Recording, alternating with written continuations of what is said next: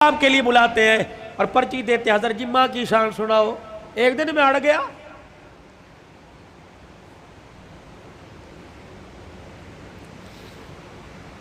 मैंने कहा नहीं सुनाता माँ की शान। मैंने सुनाओ जी। मैंने कहा कितने दिन हुए माँ को मरे हुए? का 2 दिन हो गए। मैंने कहा आज शान याद आई। मोटरसाइकिल की लाल बत्ती पीछे जो उसके ऊपर माँ की शान, मामा ठंडिया छावा, आज याद आई।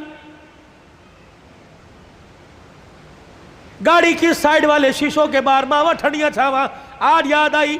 उस वक्त ये ठंडी छां कहाँ थी जब बीवी के पास खड़े होके कहा था तू तो चुप कर दिया कर, इसको तो भौंकने की आदत है। उस वक्त ठंडी छां कहाँ थी?